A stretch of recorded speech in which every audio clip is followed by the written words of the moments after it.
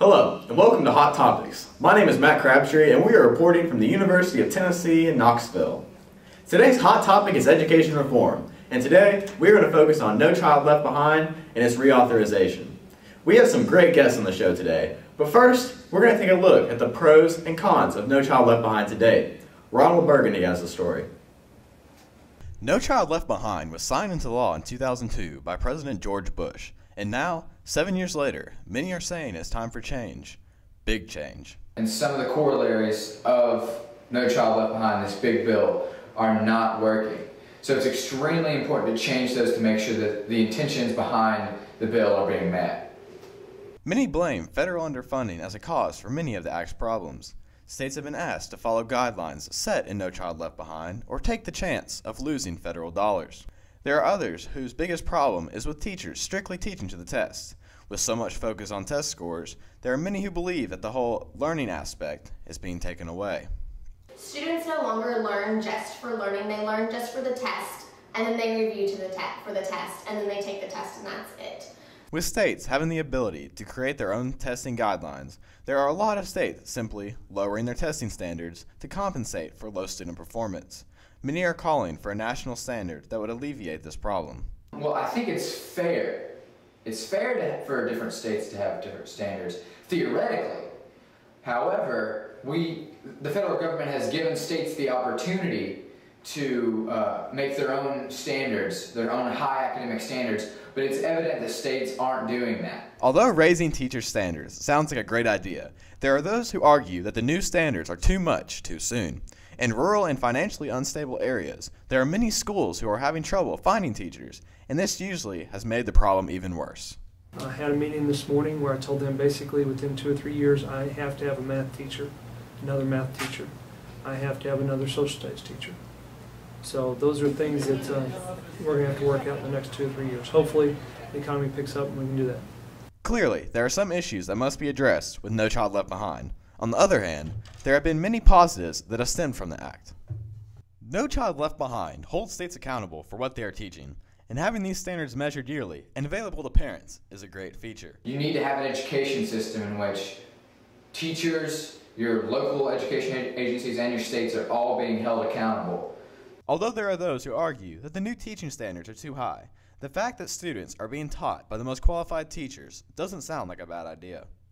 Right now, we don't feel like we have enough qualified teachers, and we also don't feel like those college programs that these teachers go through are strict enough.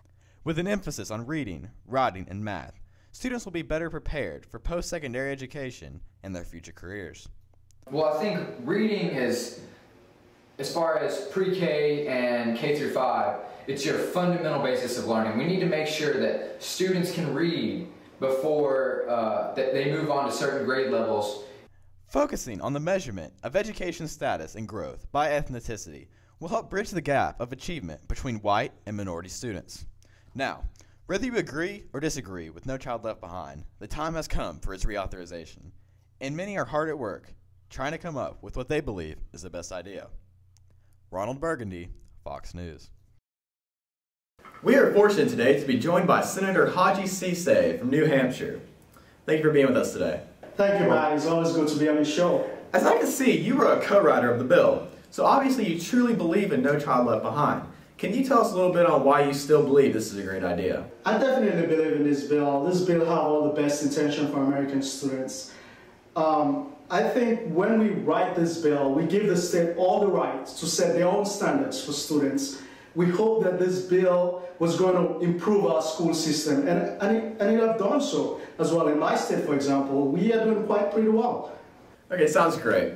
In many states, this act is just not working. How has this been so successful in New Hampshire?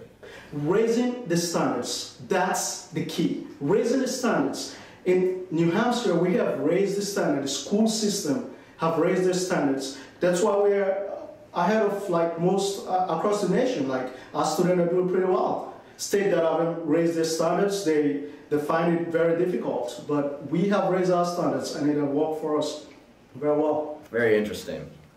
What are some changes that you believe need to happen in No Child Left Behind, even though you're so for it and believe it's such a great idea?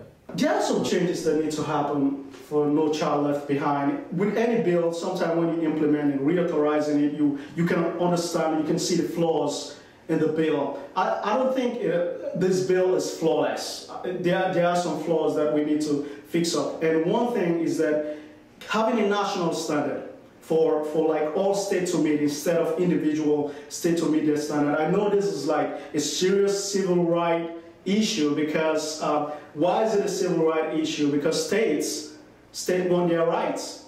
The 10th Amendment, we are going against the 10th Amendment here, but I think we should have a national standard that all states should meet in order to meet the goal that this fine piece of bill, really intended to do. Again, Senator Cisse, thank you for being with us today. Thank you. And up next, we have an interview with Senator Bobby Patton from Connecticut. But first, a quick commercial break.